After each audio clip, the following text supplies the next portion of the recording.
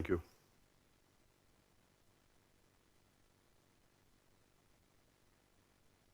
Okay, so I want to continue by doing some more p-adic numbers and p-adic analysis. So let me recall with the drawing what I did last time. ZP.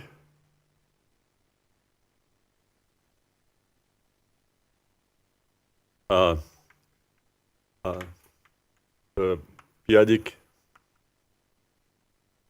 unit disk. QP, so it's just a set of points in QP such that the p-adic norm of the point is at most 1. So it's also a ring. If you multiply elements of norm at most 1, it's at most 1.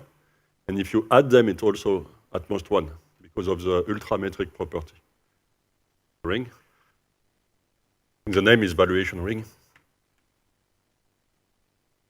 of this valued field. Okay, and I explained that any element in ZP can be written as a power series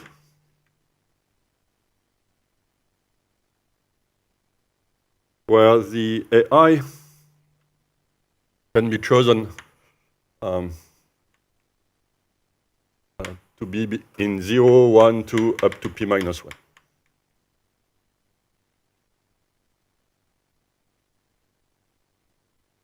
So I said that, modulo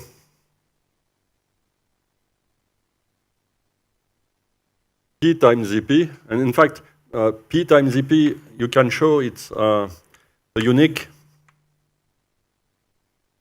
maximal ideal of ZP. So you consider ZP as a ring and you look at ideals. This is an ideal. It's maximal and it's the unique one. Okay. All ideals are of type p to the k times ZP for some k.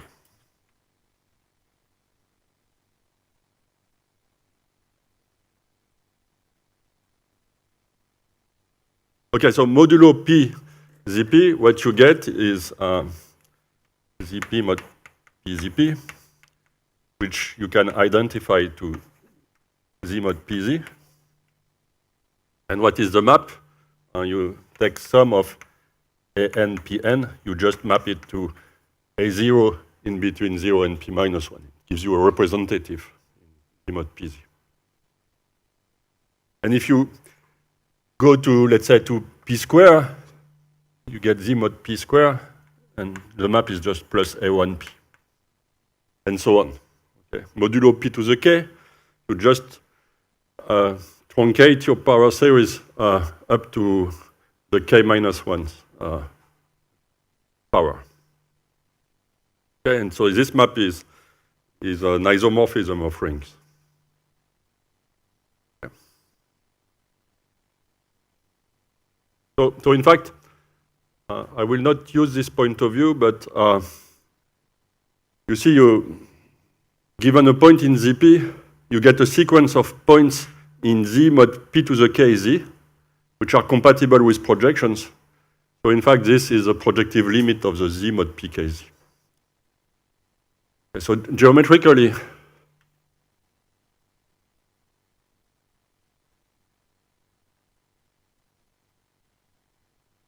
let me draw the disk.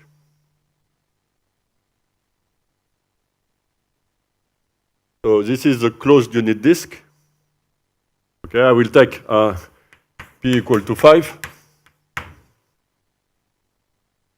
Okay, and also I explained that the distance between 2 point x and x prime, so you write x as a sum like that, x prime as a sum with coefficient bn instead of an. What is the distance? You compute the difference in this power series, and you look at the smallest index such that an is not equal to bn, and then the distance is p to the minus n minus 1 or something like that. Okay?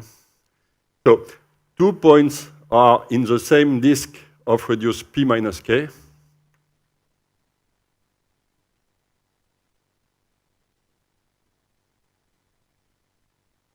So they are at distance at most e to the minus k if they have the same reduction mod pk zp. Okay.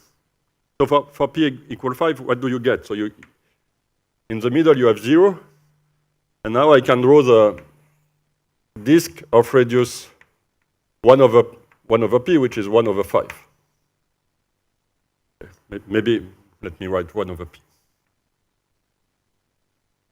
So this disk is a set of points such that the reduction is 0 modulo p. Okay, so points starting with a0 equal to 0. And then you have 4 disks around here. Each of the disks correspond to a choice of residue mod p, that is to the choice of the coefficients a0 in the expansion.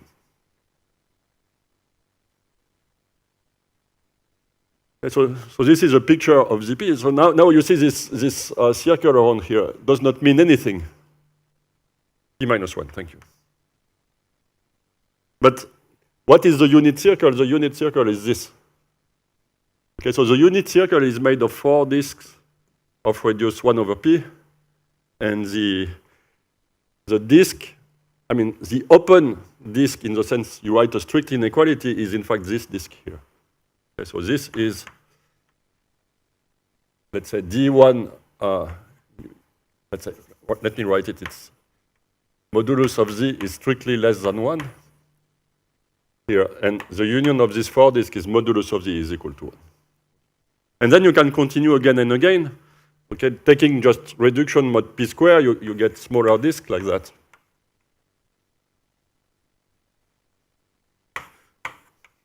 And so on. Okay. And you see it's a self-similar structure. If you want to go from this picture to that one, you just make a translation by 1. If you want to go to this small picture to the larger one, you just take multiplication by 1 over p. Okay. And so this is an explanation, a geometric explanation of what I said yesterday with formulas, that this ZP is a Cantor set. So now we do analysis on this disk.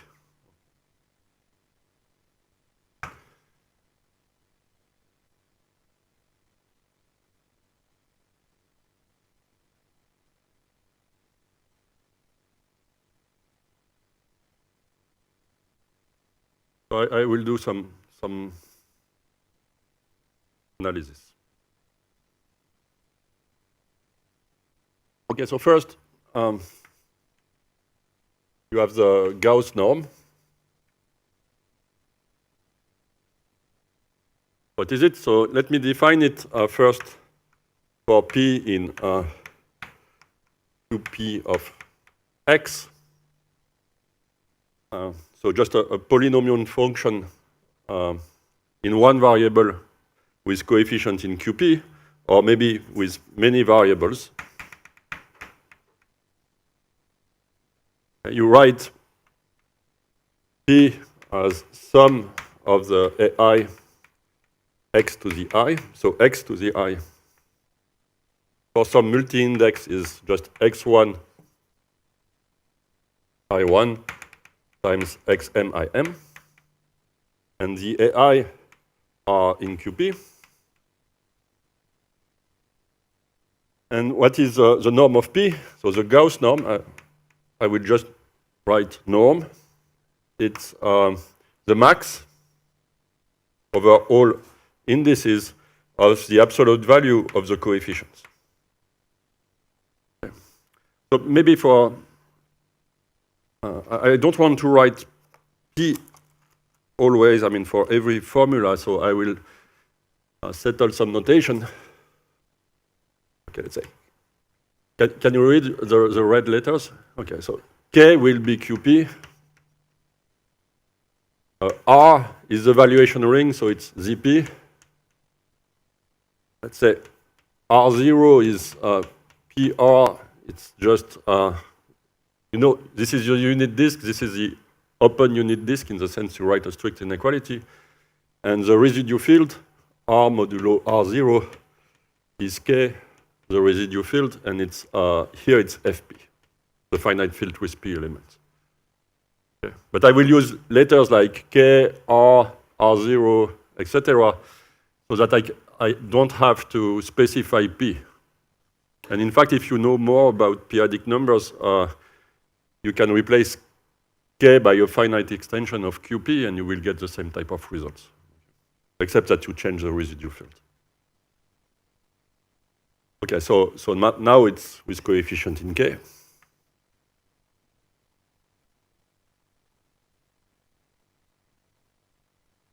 Okay, so you see it's just the L infinity norm using the basis of monomials and the p-adic absolute value. It's just this norm. But the nice trick is that first, if I take two polynomial functions, then this is ultrametric.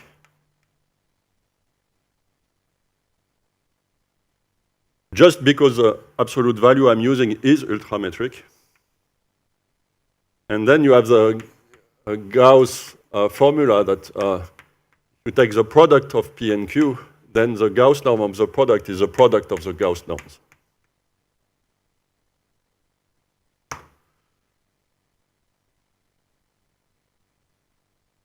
Okay, so how do you prove that? You define I to be the largest index such that AI in absolute value is equal to the norm of P. Okay? And when I say largest, it's for, say, the lexicographical order.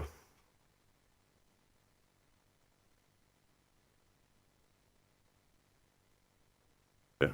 So if you have just one variable, you just take the largest power at which you see this number. And you do the same for Q.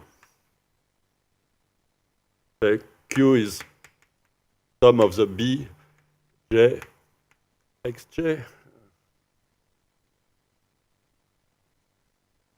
Okay, so let me denote it like this, IP and IQ, such that B I is, and then you look in the expansion for this polynomial function, you look at the coefficient of P times Q with index just IP plus IQ. And this coefficient will realize this equality. The fact that all other coefficients will be smaller than that is just, again, the ultrametric inequality. Okay, because the coefficients of P times Q are obtained from coefficients of P and Q by making products, so it's at most equal to that, and sums do not increase because of the ultrametric inequality. Is it clear? Seems to be clear at least for one person. I hope it's clear for more than one.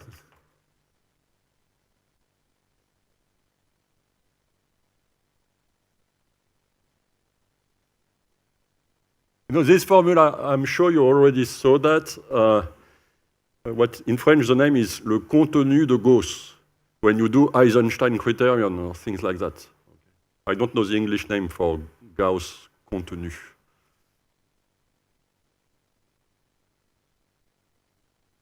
Okay, so that's a nice norm on polynomial functions.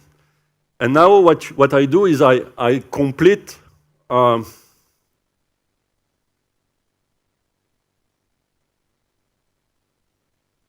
you take the completion of the algebra of polynomial functions with respect to this norm.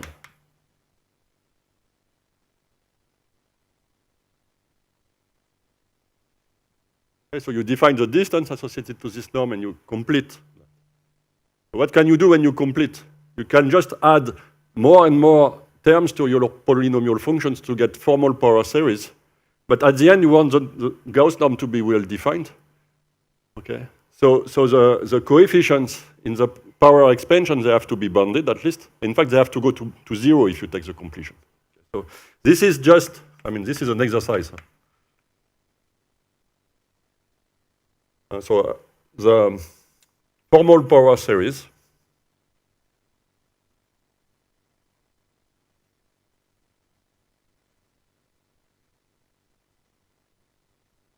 like that. So I over all possible multi-indexes such that the coefficients AI, they go to 0 as the length of I goes to infinity. Okay, the length is the sum of the indices. So this is just this. And you can check directly on this definition or from the construction taking completion that, again, this is an algebra over QP for which the Gauss norm is well defined and the Gauss norm satisfies these properties. And so I will denote it as follows. It will be K of x1, xm, where I put brackets like that. I don't know the name, instead of brackets like that. Okay? So that's the Tate algebra.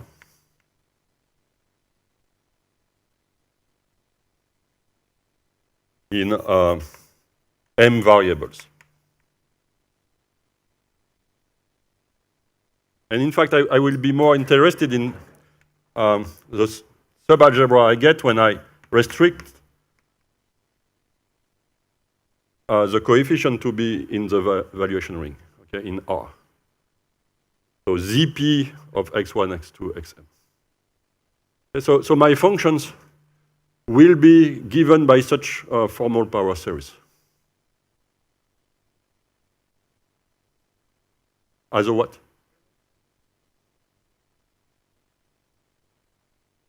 Yes, it's a Banach algebra, except I don't know what is your definition of Banach algebra. For me, a Banach algebra, the definition I learned was a real algebra. Here it's a QP Banach algebra. Oh.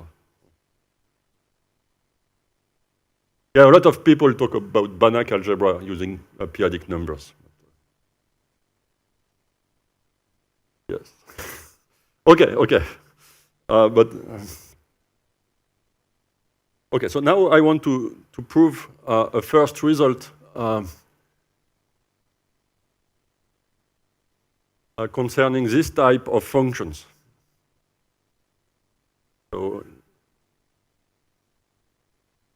maybe before I do that, let me give an example. Okay.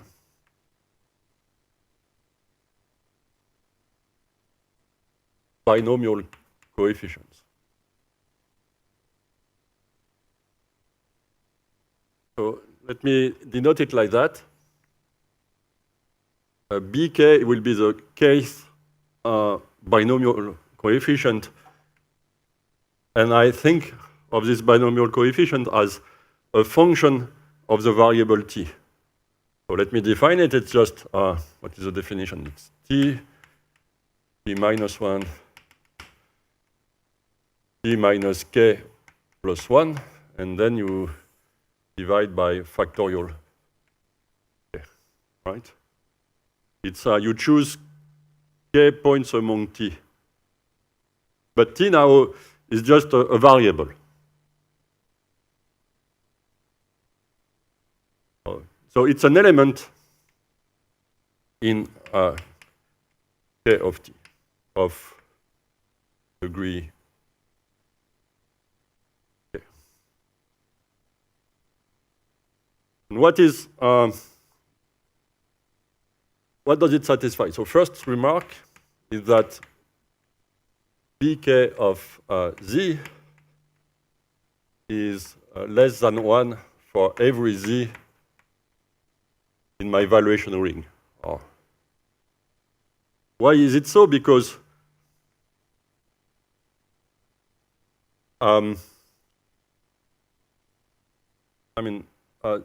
this is satisfied.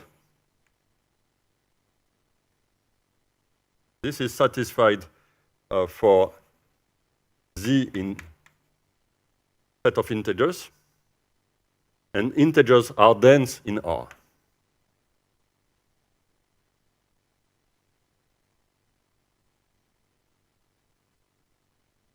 So it's a polynomial function, so it's continuous. Over the integers, it takes only integral values, and the absolute value of an integral number, of an integer, is at most 1. So taking limits, it's less than 1 everywhere on the unit disk. Okay, so here I'm using that R is Zp, the closure of Z. This will not be true if you enlarge the field. Okay. And second, what is its Gauss norm? You have to compute the coefficients here. Okay, and you have to take the absolute value of that. So what is it? It's and you have to take the maximum over all coefficients. And in fact, the coefficients are integers divided by factorial k. So the largest one you see is when you compute the norm of factorial k, and you have to invert it. And what is this norm? So what is the p-adic valuation of factorial k? It's, you see, you write p-adic valuation of 1 times 2 times 3 times k. Each time you see p, it will count for the valuation. Okay. How many times do you see p? Of course, you see it k divided by p times. Okay. But also, if you might see p square, so you see it k divided by p square time. Okay, so this p-adic valuation, it's larger than the largest integer less than k over p, and it's bounded from above by the infinite sum, which is k 1 over p.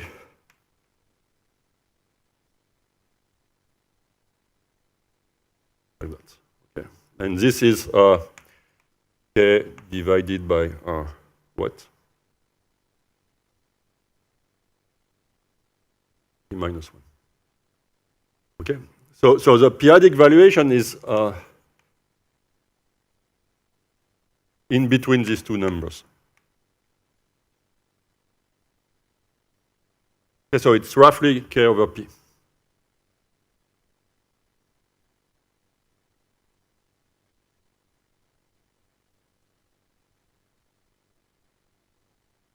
Okay, so the norm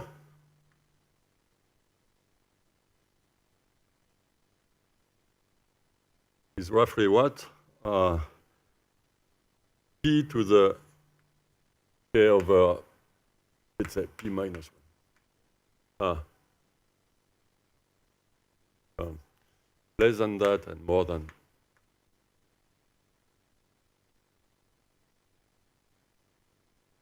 Right? Okay, so you see, you have a phenomenon which is that here the Gauss norm is very large when you take k large or p large. K large is better because I have this 1 over p.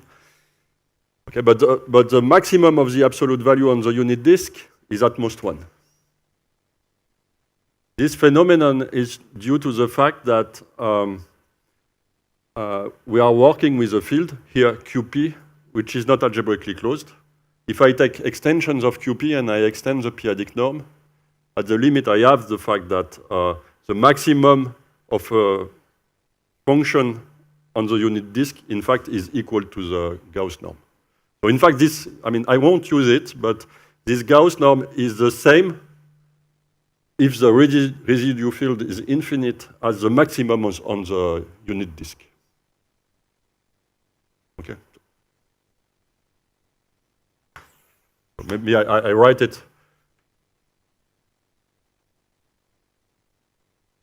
If the residue field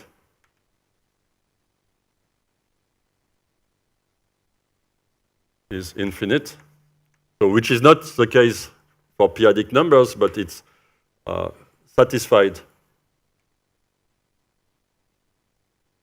over QP bar. So when you take the algebraic closure and extend the absolute value, then the Gauss norm of a function is the max of the absolute values of the values taken by P for Z in the polydisk, the unit polydisk. Okay. This is one example. Now I can do the first theorem that I wanted to prove. Is a principle of isolated zeros.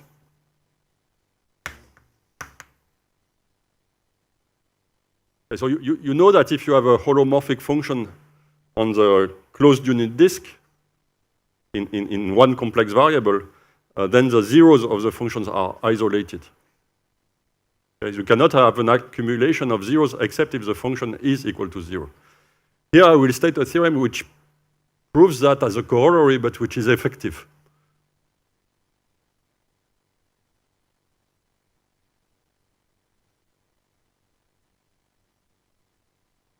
Okay, so let F be an element of our theta algebra in one variable.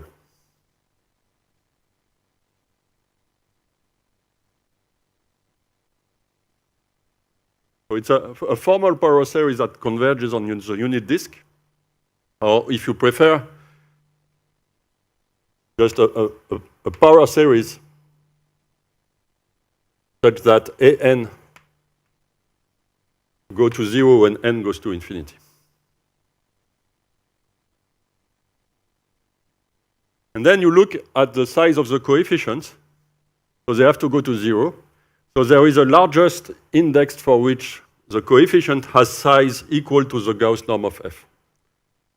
So you defined n of f to be the max of the indices k, or maybe k is not good, let's say indices L, such that AL is equal to the Gauss norm of f. Okay, so this is a non-negative integer, and the conclusion is that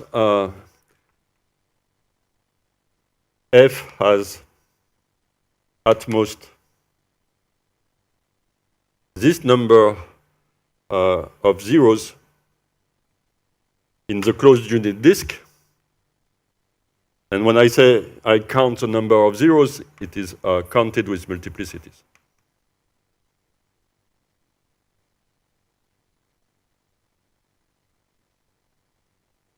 Okay? Is the statement clear?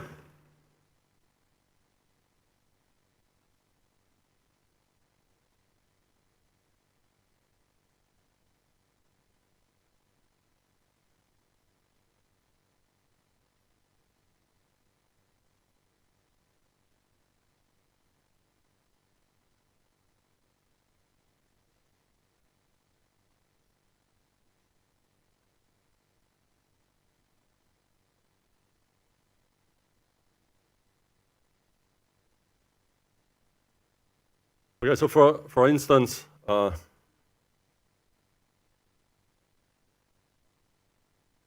you take f of x to be what? Say, 5 plus 1/5 of x plus 1 over, let's say, 7 over 25 x to the 5 plus, and you continue, okay, and then you write, let's say, 6x6 plus 7x7 plus 8x8, and you stop. Okay, or you can add what you want over there, such that the coefficients are all less than the max you see here. And what is the max in absolute value? It's this one. I mean, p is 5. Okay, so what is, so let's say small coefficients. Okay, so the largest coefficient you see is this one. The Gauss norm of f is in fact 25. And the theorem tells you there are at most 5 roots in the unit disk.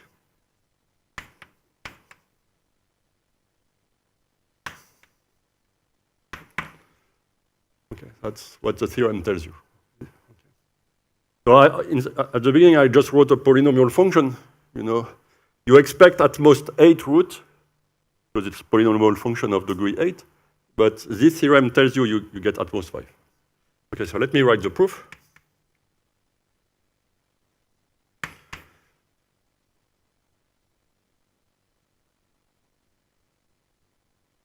Okay, so if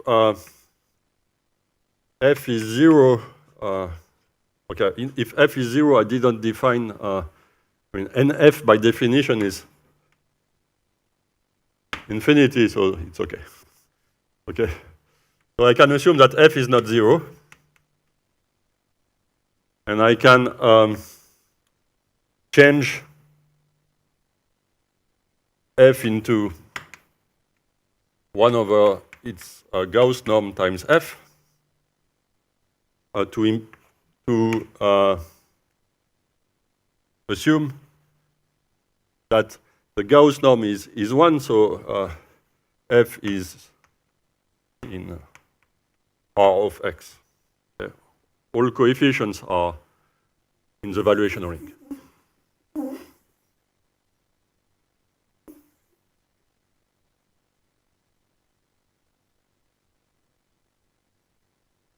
This is just I think it will help me simplify the exposition in a few minutes. Okay. Yes, that's, oh yes, sorry, I wrote R. Yeah, it works for K.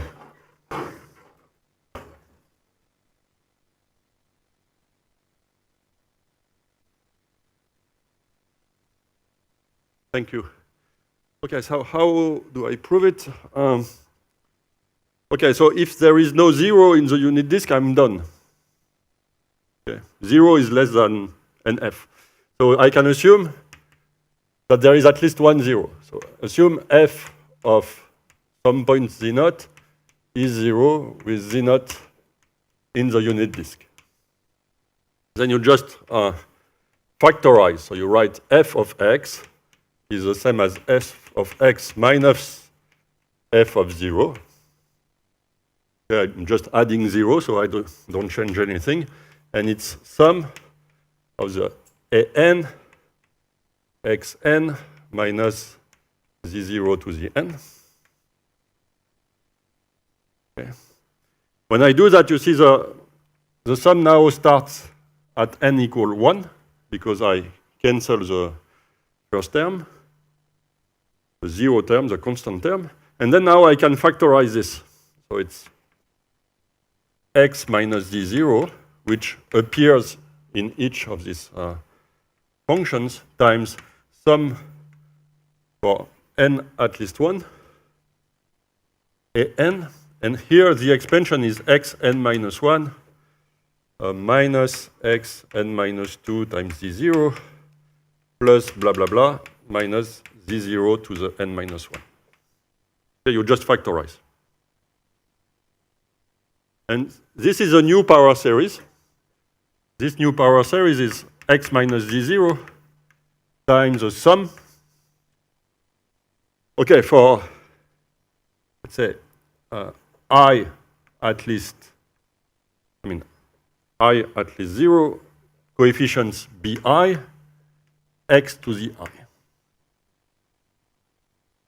It's just a new power series. And how do you compute the coefficients bi? Okay, so bi is in front of xi. So the contribution for bi correspond to coefficients an, where you see here in this polynomial function, you see x to the I. But to see x to the I, you need n to be at least I plus 1. Okay? So the because here, the largest coefficients in front, the largest monomial in front of an is x to the n minus 1. So to contribute to bi, n must be at least I plus 1. Okay? So that's the first remark. Second remark is that the coefficients bi are well defined because the contributions, they come from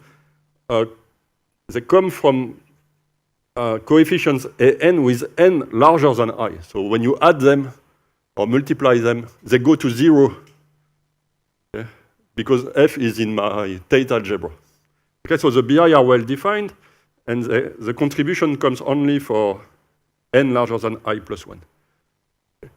But this means that the largest index for which I see the Gauss norm of f has been shifted by 1. And so by recursion, let's say this is a power series G. N of G is at most n of f minus 1. And this proves the lemma, the theorem by recursion. It's easy. Mark, you had a question? Oh, yes, thank you. Yeah, because I put a minus here. Thank you.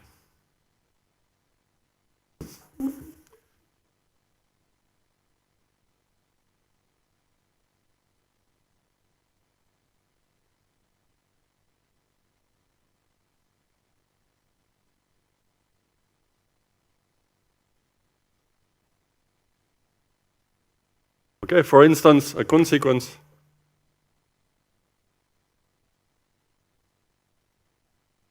Okay. Take f of x in k of x. And consider the number of solutions to the equation. So let's say z in the unit disk, such that f of z is equal to some number a. Okay, so you take a in k, you compute this number. Okay, so just the number of solutions to this equation computed in R.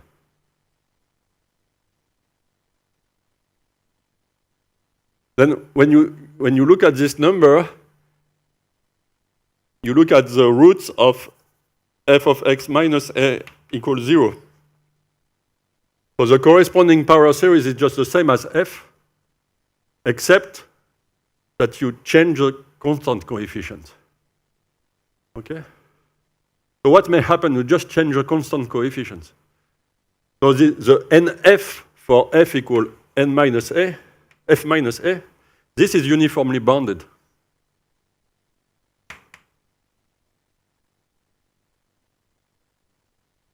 By this, I mean it depends on f, the maximum of this, when a varies, but not on a. It's uniformly bounded with respect to a. Okay, so the number of solutions here, this function takes integral values and at most a finite possibilities of numbers. Okay, it's bounded by some number n, which is uniform, let's say m of f, which is just the max of these numbers when a varies. Is it clear? So this is a type of uniformity statement for the number of roots of polynomial equations like that, and which will be used to prove the question you had yesterday about periodic orbits. Okay.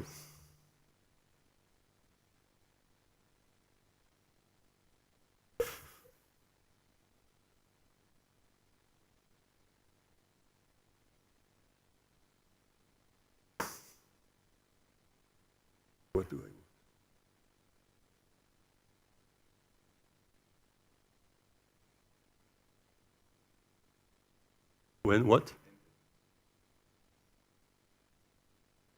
Oh yes, I made a proof by recursion, and I didn't start the recursion, you know. Okay, you're right. Thank you, Mark. Okay, so we have to prove first the statement when NF is 0. Okay, thank you.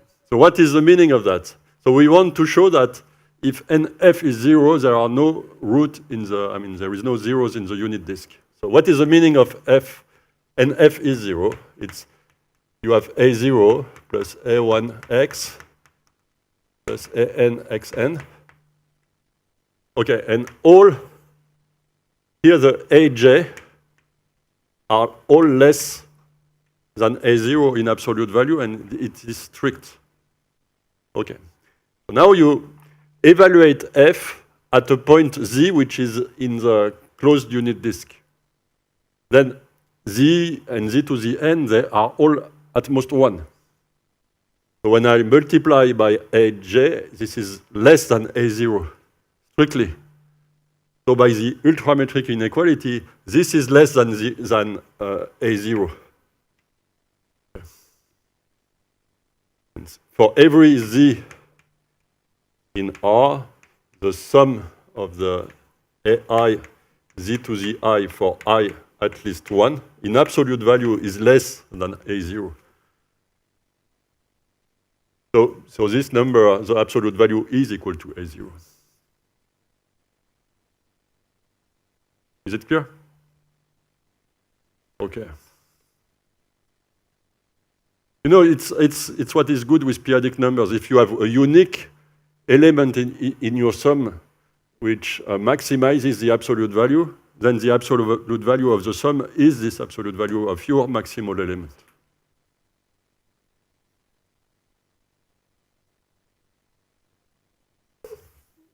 Okay, so this proves the statement for NF equals 0, and then by recursion you prove the result for every NF.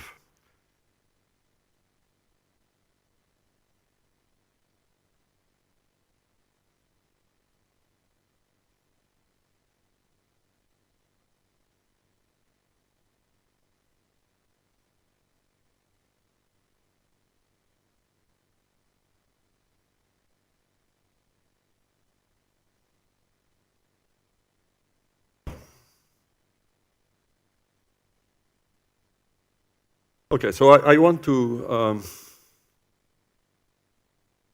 in fact, it's not necessary for the rest of my lectures, but I prefer to explain what I will explain in the simplest case. And then the theorem that I want to prove today will be easy if you understand the simple case. Okay, the proof will be easy. So let me do it in the simplest case I know. Okay, so let me start with Newton's difference method.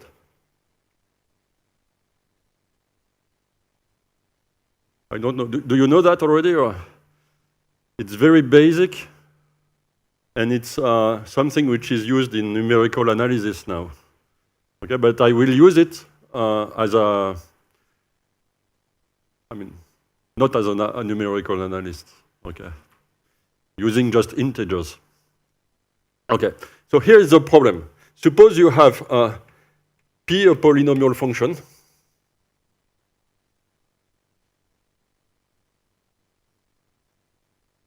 let's say in K of X, where here K is any field of characteristic 0, okay? And you know the degree d of P. And suppose you know the first d plus 1 values of P. So you know U0 is P, which is P of 0, U1, which is P of 1, up to UD, which is P of, suppose you know these numbers, U0, U1, up to UD. Then of course you know P. how do you recover P? Okay, you have this awful Lagrange interpolation formula, but it works. Okay. But there is also an algorithm which is quite easy. Okay, so what is the algorithm? So the goal is determine P.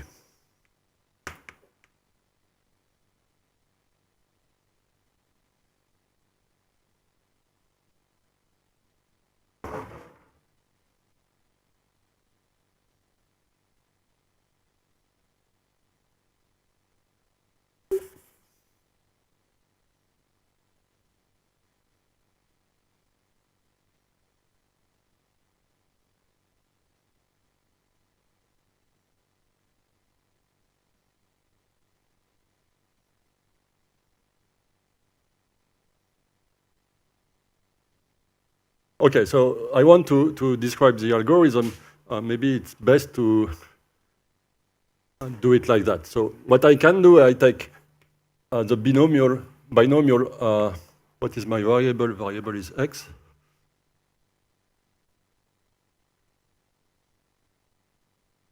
Okay, if I look at the binomial coefficients, viewed as polynomial functions, they have degree k. So if I take them from 0 to d, it's a basis of k of x in degree at most d. Okay? Just because they have degree k. Here I divide by k factorial k to define bk, so that's why I'm assuming characteristic is 0. Okay. So I know I can expand P as a sum with coefficients ak times bk of x. This I know, okay, for some coefficients ak in my field. Okay. How do I determine the coefficients ak? It's the same question as before in this basis.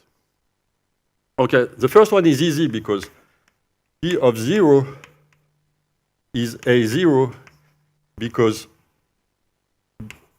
bk of x is equal to 0 for all k larger than or equal to 1. They all start with x. No x times x minus 1, etc. B0, by convention, it's just 1. Okay, so that's the first remark. Now there is a discrete differential operator, delta, which takes a function phi of x and maps phi of x to phi of x plus 1 minus phi of x. Okay. So if I apply this operator to the binomial coefficients, what do I get? I get delta of bk plus 1 is bk. No, this is the formula that bk plus 1, what is it? I mean, that's the formula. Okay? When you, bk is what is the function which tells you how to choose k number of among t. Okay, and to do that, you can first choose the last one and then choose k among the first one, and this gives this formula. So if you apply this difference operator,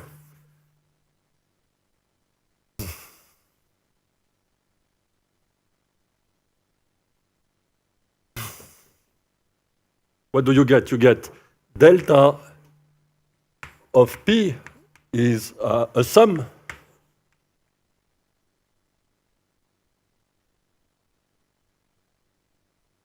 like that, which is now shifted by 1. And so delta of P evaluated at 0 is A1. Okay. And by recursion, delta applied L times to the function P evaluated at 0 is AL.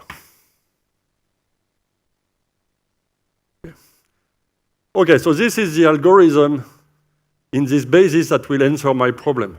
So let me do it explicitly.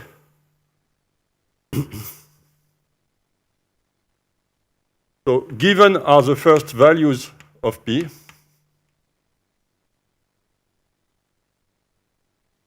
That's what you know, and you want to recover P.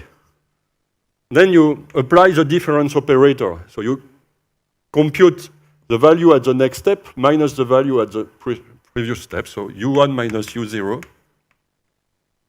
U2 minus U1, U3 minus U2, and so on.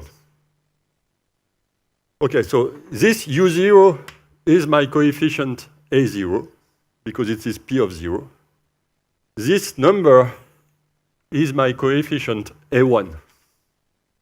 And you do it again. So now you take this value minus this one. So it's U2 minus 2U1 plus U0. And again, U3 minus 2U2 plus U1, etc. This coefficient here that you see is my coefficient A2. Is it clear? I mean, I learned that I was, I don't know, 18 years old, so come on. Okay.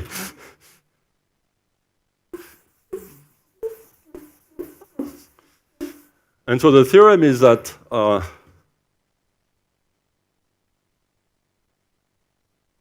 this is Newton.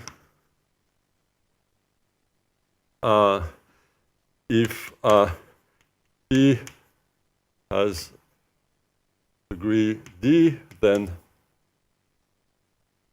P is sum of AN, Bn, where n is from 0 to D, with the coefficient An, which is something like that, sum minus 1 to the j,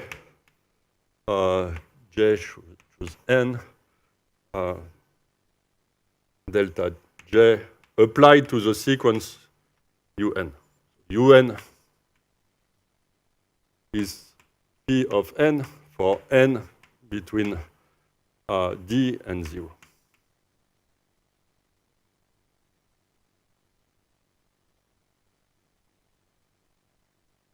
So that's the formula.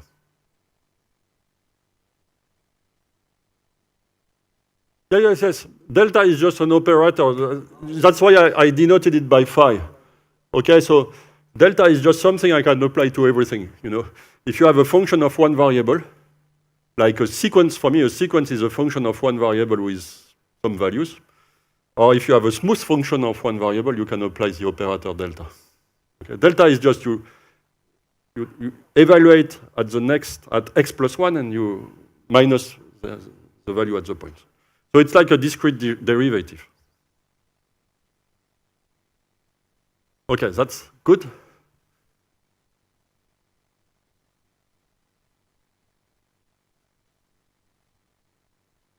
And now, what is the theorem?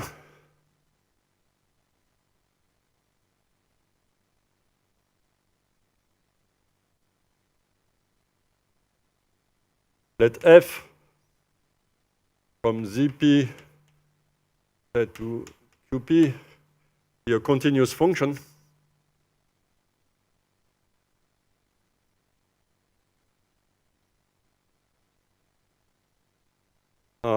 In one variable, but over the p-adic numbers.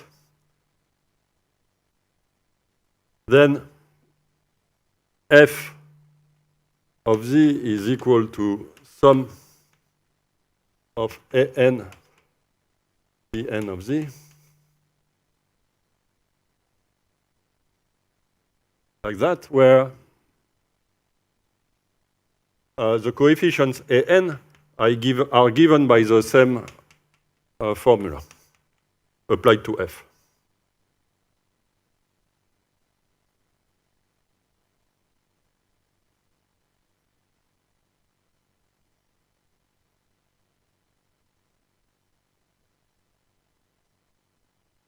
Okay, so if you have, of course, if you have a continuous function and you know the values of this function at the integers, which I'm doing here, I'm taking m in z, because z is its closure is equal to Zp, and f is continuous, you know f, okay, because you know f on a dense subset of Zp.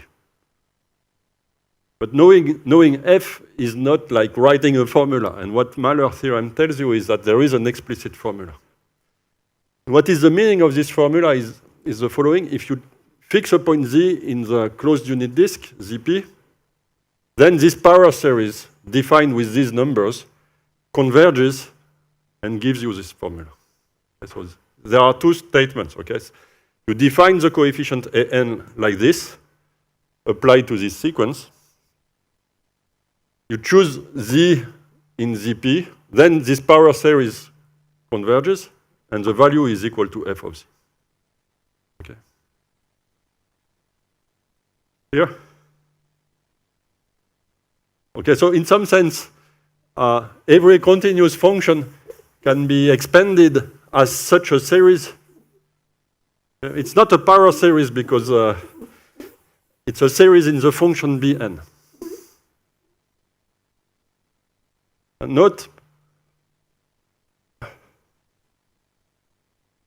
if from that you want to get a power series, so you want to change the expansion so that I can write it as a power series in powers of z. A priori, I cannot do it, but if an goes to 0 quickly, I will be able to do it. And what is the threshold is if this is less than p to the minus n over p minus 1,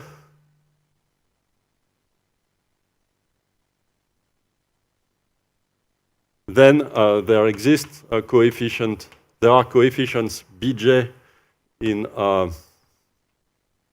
2p to the n such that this power series, this series of functions, in fact can be reindexed to be written like bj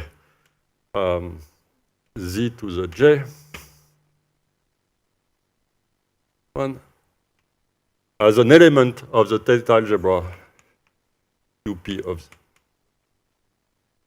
Okay, and why is it like this? It's because I know the Gauss norm, so I know the size of the coefficients of Bn. I computed this size a few minutes ago, I mean half an hour ago. Okay, so if this coefficient wins against the Gauss norm here, I can reindex my series and I get a power series. This is not a power series, it's a series of functions.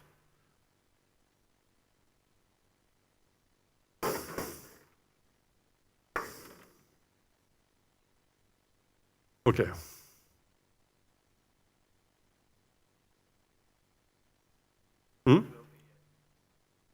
Say it again.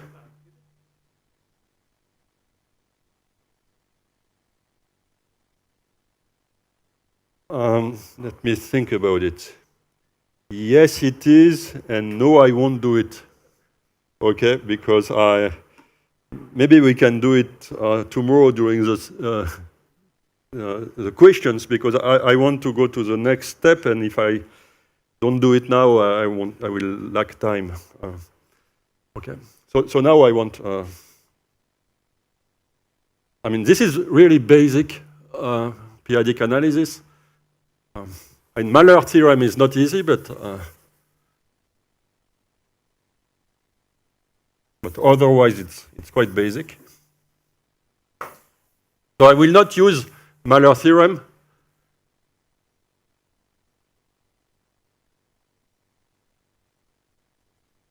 But it's nice to know this result.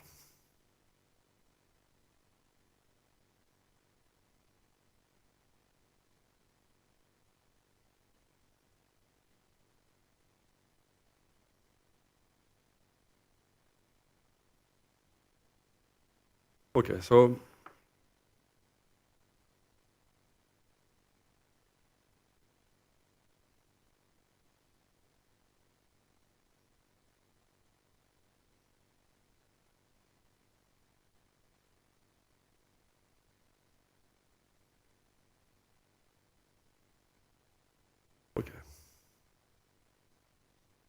now I want to talk about what I call theta analytic diffeomorphisms.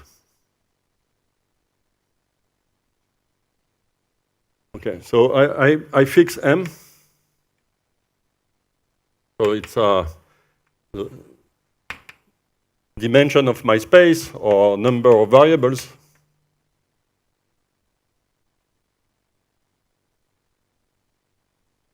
Recall that R is ZP is a unit disk, so R to the M is a unit polydisk in the vector space QP to the M for what? For the absolute value, which is the max of the absolute value. Okay, so the norm of Z1, Zm will just be the max of the absolute values of the coordinates. So for this absolute, for this norm, this is the unit ball in QP to the M, right? So it's a, for M equal to, it's just a product of two balls. It's a polydisk of dimension 2. But of course, each of these balls is a Cantor set. Okay. No, so I will not write Tate at each step. I will just write analytic, what I call analytic endomorphisms or analytic maps of the polydisk. What is it? It's a map G from Rm to Rm that you can define using Tate analytic functions. So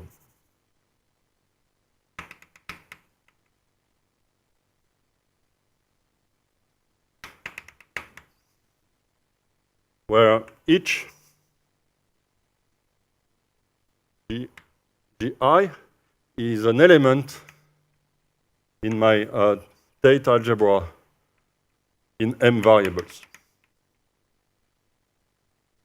Okay, so I have a notion of good analytic functions, then I have a notion of good analytic maps from Rm to Rm. I call them analytic endomorphisms. Okay, just a word. Okay, so exercise.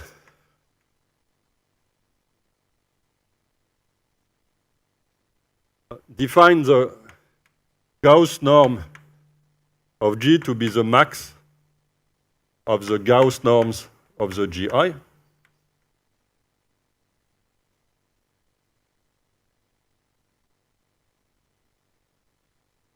Then what I'm saying is that for the distance, which is defined with this notion of norm on your vector space, a Tate analytic endomorphism is Lipschitz with Lipschitz constant bounded by this.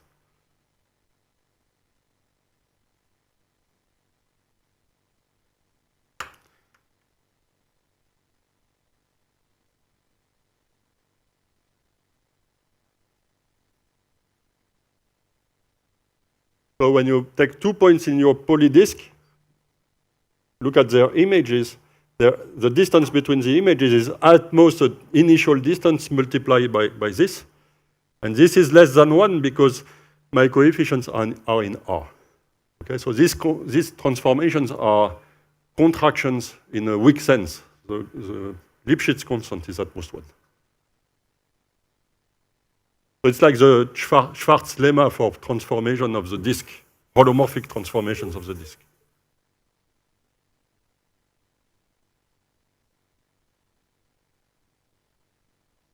Okay. Second remark is that you can compose these endomorphisms, and you get a structure which is a monoid. You can compose them. You can also add them. Okay, so using this monoid structure, you can look at invertible elements. So elements such that there is an inverse for composition on the left or on the right. It's the same. And you get what I call diffeomorphisms.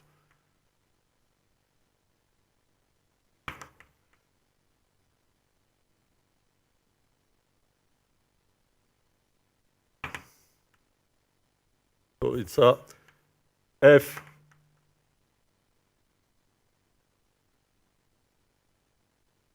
an endomorphism.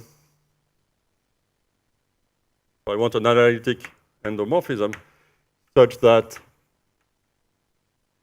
there exists another endomorphism. So maybe I will introduce a notation. Endomorphism of Rm given by analytic formulas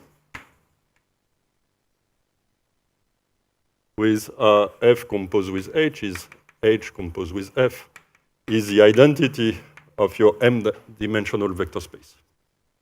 This is a notion of endomorphism. So I said identity of m-dimensional vector space. I'm looking at, it's the identity in terms of formal power series expansions. Okay. In fact, my maps are well defined on Rm.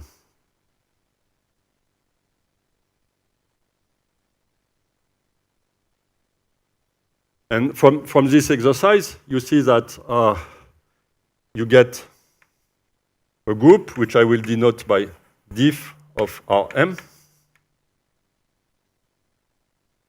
group of state analytic diffeomorphisms of Rm. So it's a group of analytic transformations of the polydisk.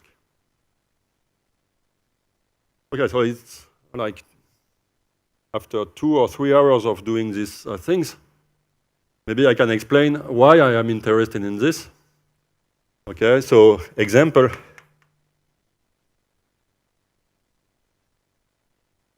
Start with F, which is a polynomial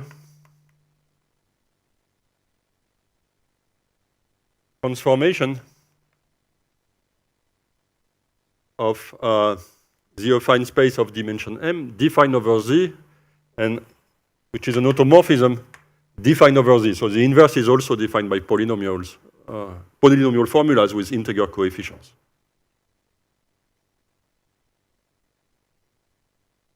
Then Z embeds into ZP, just a subset of ZP. And so F is also an element of this group of diffeomorphisms of ZP to the M. So I started with a polynomial transformation. I can consider it as an analytic transformation. Okay? And then I can do p-adic analysis to study the dynamics of F. And this is what I will be doing.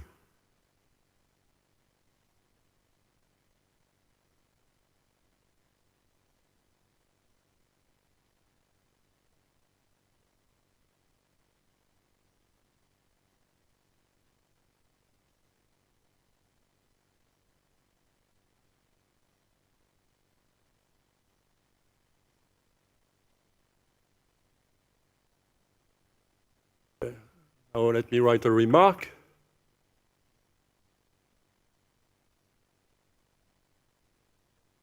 So if F is an element in this group, so I will denote by F minus 1 the inverse.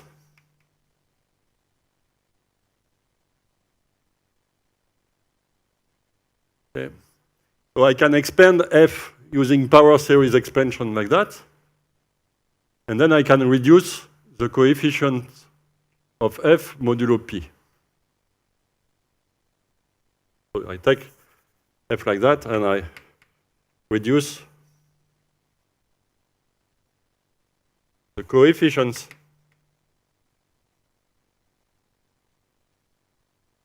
mod P. So F is given by M formal power series F1 up to Fm. Each of them is defined by a power series in M variable. So I write things like that. Fj of x is sum aj I x to the I. So these are the coordinate functions defining F. And I take these numbers, which are p-adic numbers, and I reduce them mod P. Okay, so I go to the residue field R mod R0, which is K. I mean, my residue field. But when I do that, by definition, these coefficients they converge to 0 as the length of I goes to infinity. So their reduction mod P will be 0 for large I. So what I get is just a polynomial transformation.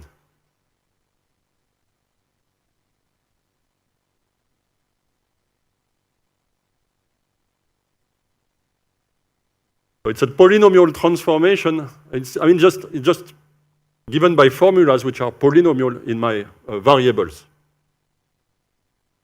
But I can also reduce f minus 1. And the composition is the identity. So it's a polynomial automorphism of the affine space of dimension m over the residue field. Okay, so here the residue field is Fp. Okay, so from a polynomial function or polynomial automorphism with integer coefficients, I get a diffeomorphism.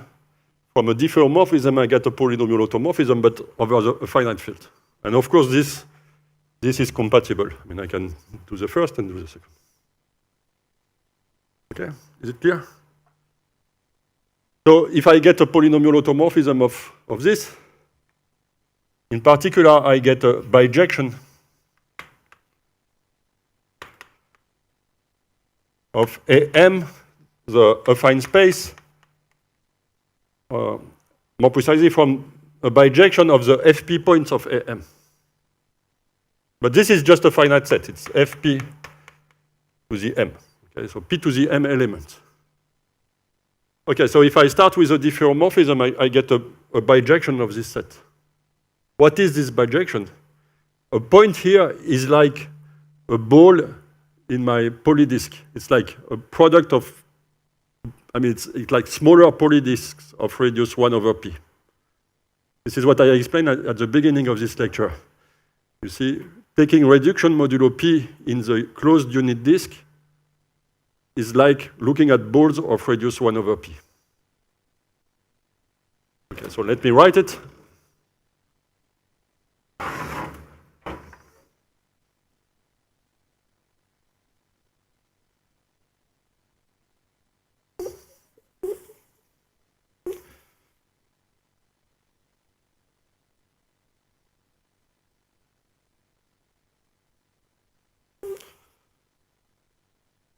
Let me write it as a formal statement, maybe. Where is it? So F is I start with a analytic diffeomorphism like that. Okay. So this analytic diffeomorphism is Lipschitz with respect to the Gauss norm of F. But the Gauss norm is multiplicative. And the Gauss norm of the identity is 1. Okay. So in fact, if F is a diffeomorphism, a tight analytic diffeomorphism of Rm, then the Gauss norm of F is the Gauss norm of F minus 1 is 1, because, maybe I should let it as an exercise. The Gauss norm of a composition is less than the Gauss norm of the product. And the Gauss norm of the identity is 1. Okay. A 1-to-1 map of Rm, which is 1 Lipschitz, is an isometry.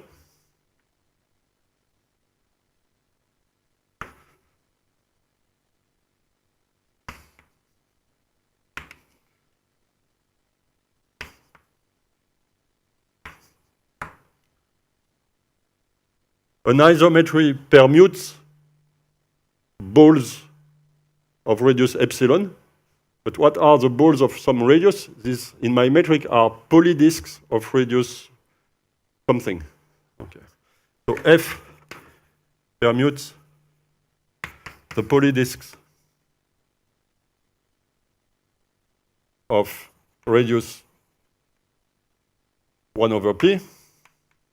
So So what is a polydisk? It's just the set of points x in Rm such that the max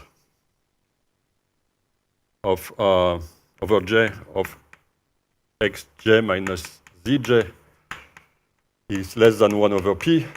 So this is a polydisk centered at z. So these polydisks,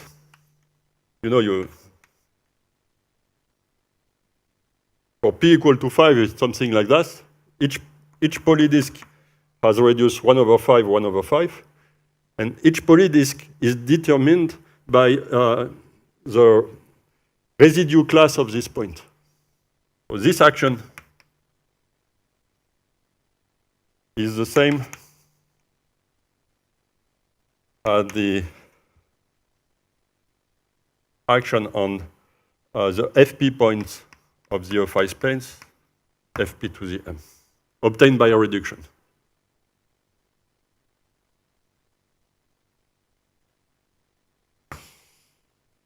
Okay.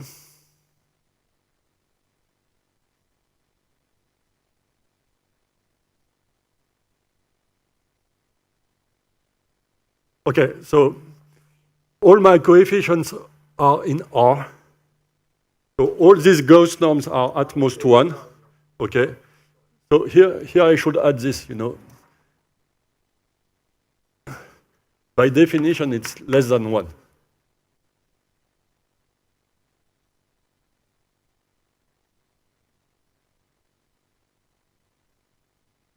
Okay, you see, it's nice. I mean, in fact, it's why we construct p-adic numbers, okay? We construct p-adic numbers, or one reason why we do that is because now, when you do modular arithmetic, you do arithmetic modulo p or some power of p, it's replaced by topological argument or metric arguments in the p-adic numbers.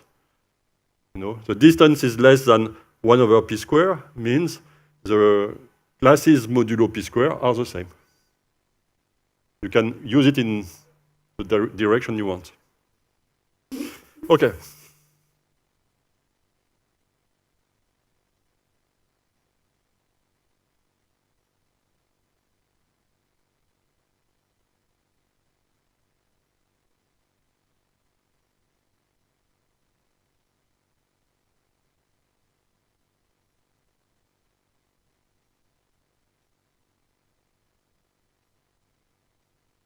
Okay, it's good. I have a notion of analytic diffeomorphism. I have so now I can introduce a notion of analytic group action. So here is a notion.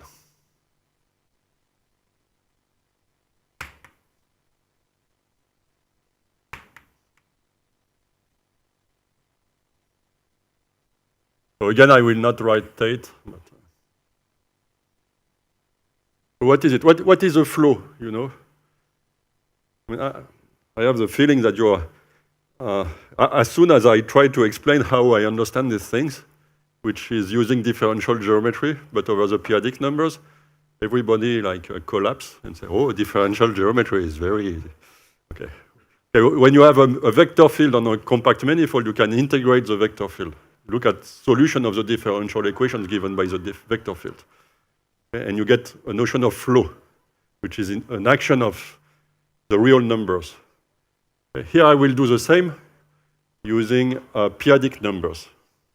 Okay? So, but I will use the fact that Zp, which is compact, not like R, is also a ring. Okay? In particular, it's also an abelian group. So I will define the notion of a flow, whereas a group acting on the space is not real numbers, but p-adic numbers, and more precisely, elements of Zp. So an analytic flow, or it's the same as action of the additive group Zp, or maybe, yeah, I will write it like that, on Zp to the m. So I see that I am mixing. I try to keep ZP for the group acting, or in terms of flow, the time evolving, and R for the space on which it acts.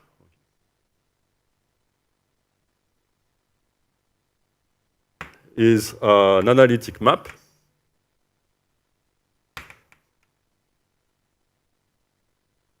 by from ZP times R to the M to R to the M. So you take some time t and some point z, you map it to phi, so let's say of t and z. And I will also use the notation phi index t of z. It's just two notations for the same thing. Okay? Such that, so I need to write the axioms.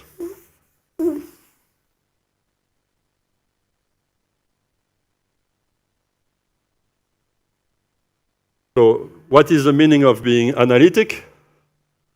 So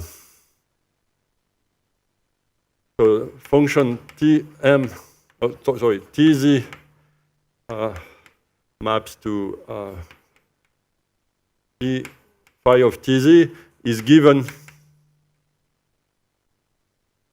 by Tate analytic formulas. So now in one more variables because I'm adding time t formulas in the variable tz1 zm. Okay, it with coefficients in R. And second, this is a group action.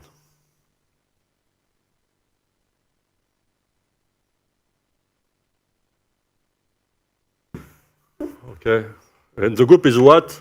Is ZP with the addition.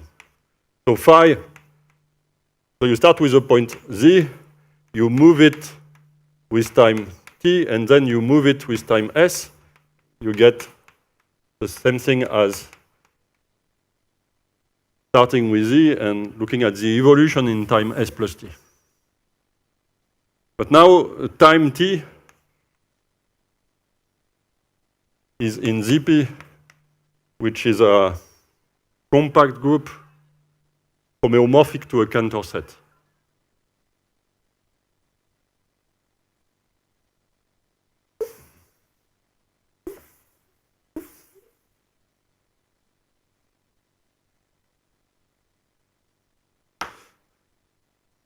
Okay, so now I can state the main theorem that I will be using.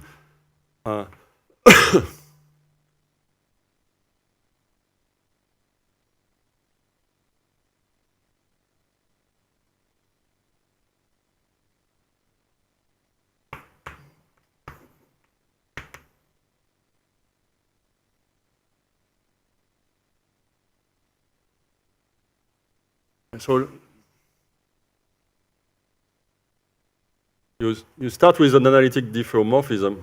So in fact, even an endomorphism. So let F be an element of the analytic endomorphism of R to the M. Okay? And you assume a congruence property, so such that F becomes the identity modulo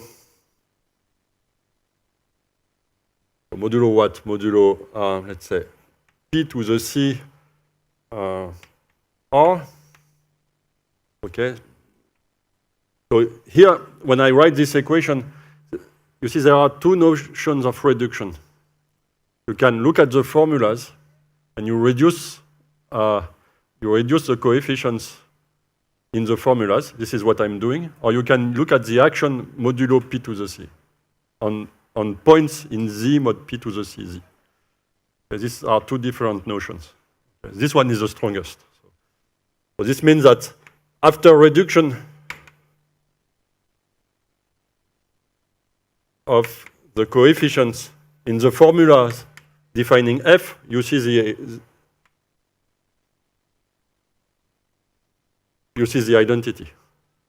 Okay.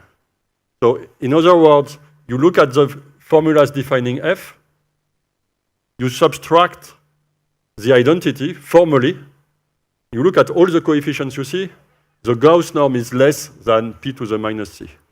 All coefficients are small. Okay, so f is a small perturbation of the identity in the sense that you start with the identity and then in your coefficients you add, in the formulas you add coefficients which are all less than p to the minus c. So what is the constraint on c? I want c to be larger than 1 over p minus 1. Okay, so you see, you can take c to be a real number, but since I'm using p-adic numbers and the values of the p-adic norm are just integral power of p, saying that c is larger than 1 over p minus 1 means that I'm taking an integer larger than 1 over p minus 1. If p is 3, I'm writing c larger than 1 over 2. Not a very strong constraint. I'm just asking for c to be a positive integer. But for p equal to, I don't want c to be equal to 1. I want c to be at least 2. So that's what okay? That's the meaning of this inequality. But it's what I should write, because if I'm working over complete valued fields containing QP, then the set of values of the valuations is not just integral powers of P. Okay. Okay, so I wrote the assumption. Now what is the conclusion? And I will finish with that for today. Conclusion is the following. Then there is an analytic flow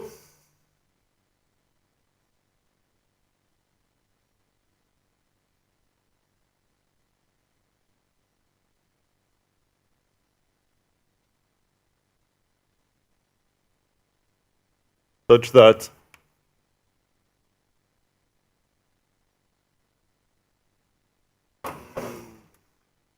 maybe I write it here.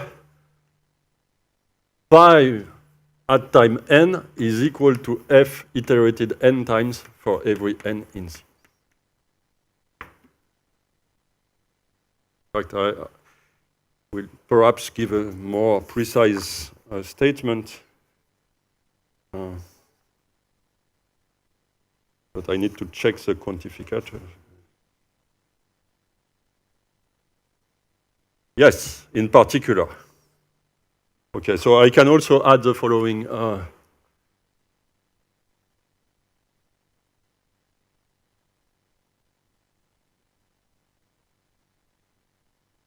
thing. I will write it here.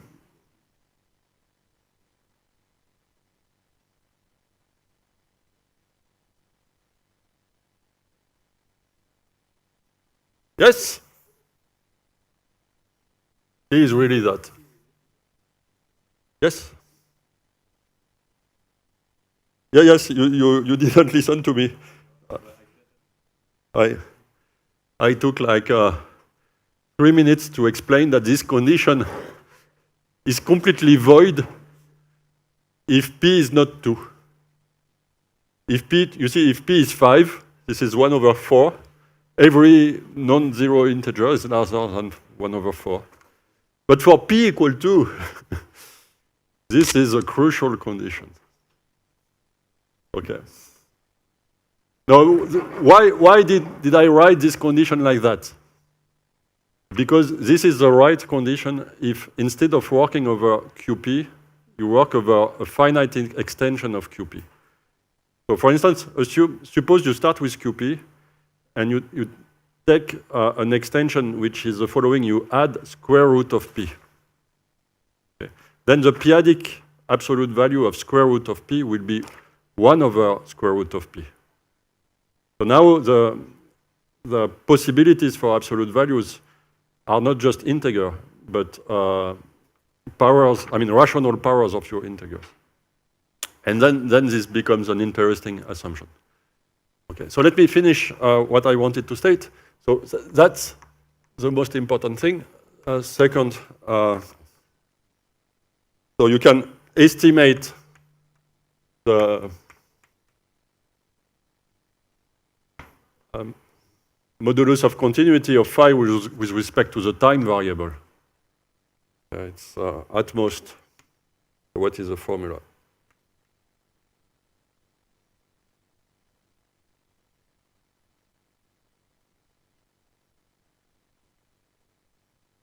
So you see if t and s, if the distance between t and s using the p-adic absolute value in Zp is small, then the Gauss norm here is small.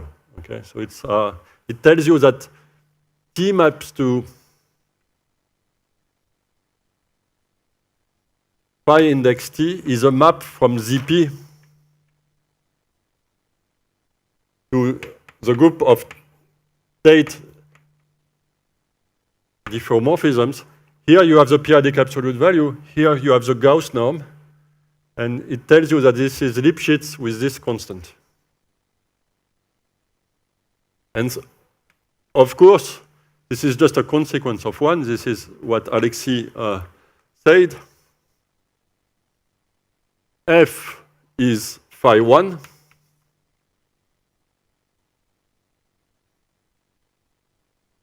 Phi minus 1 is the inverse of phi 1, because it is a group action. And so this is F minus 1. In particular, F is a diffeomorphism.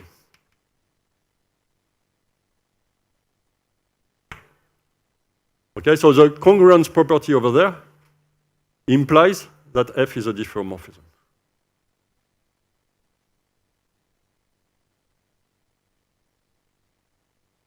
Okay. So now you can do an exercise.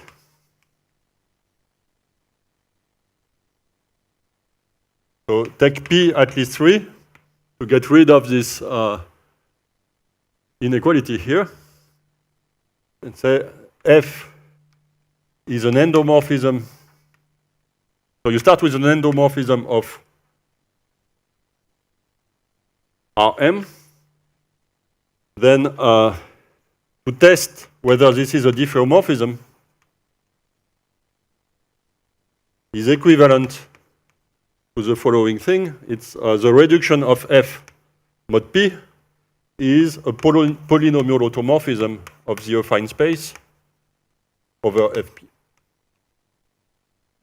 So if you reduce mod P, you get a polynomial transformation. If you can invert this polynomial transformation in this group, then in fact it was a diffeomorphism.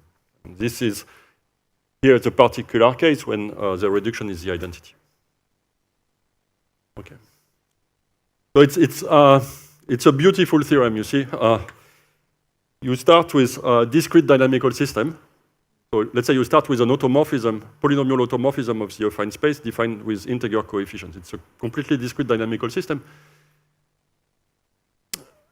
Assume that modulo P is the identity, and P at least 3.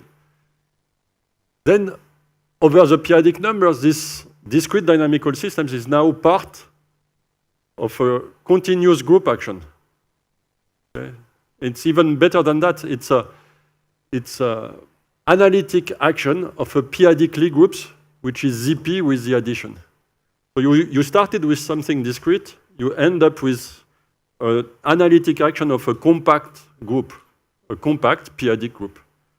So you start with something it's just completely discrete, and you can use now techniques from Lie theory, like actions of Lie groups, but using p-adic numbers. Okay, so tomorrow I will prove this theorem, and then I will show all the applications I stated at the beginning. Once you have that, it's a very powerful tool. Okay? And the proof you will see is quite easy. That's it. That's it for today.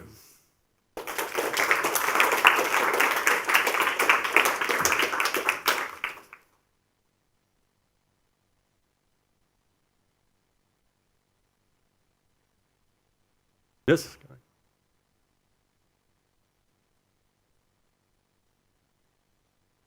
I will do something like that. Mark, can you help me? Yes, perfect. Yes, so when you change the few k to a finite extension, do you also change the actions of ZP by the ring of integer of k? Okay. So this is why I made the difference.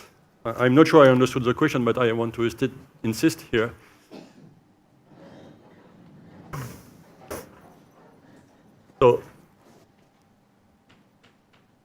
So let's say you have QP containing ZP. So this was my R, this was my K, okay, in my talks. But as I explained, I can take extensions like QP of square root of P. And then I have a new field K, let's say K prime, and I have a new ring of integers. I have to add square root of ZP here, a square root of P here. Okay, so then I'm changing, when I do that, I'm changing this. Okay, but I'm not saying that I am changing the time. The ZP here stays the same. Okay. So yes, if you work, let's say if you can, the statement remains the same if K is let's say a finite extension of QP with these notations. Okay. But here I put ZP and here I put R.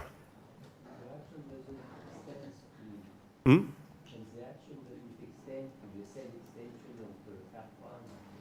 Yes, it does. Let's say, sorry, what I say if you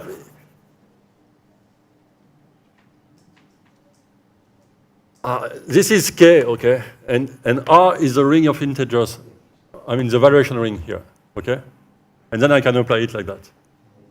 So R will contain square root of P in this.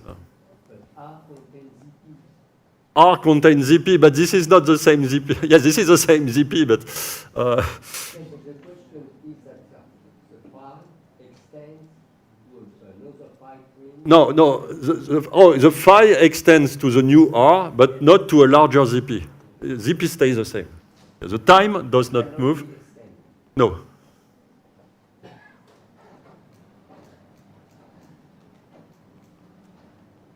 Okay.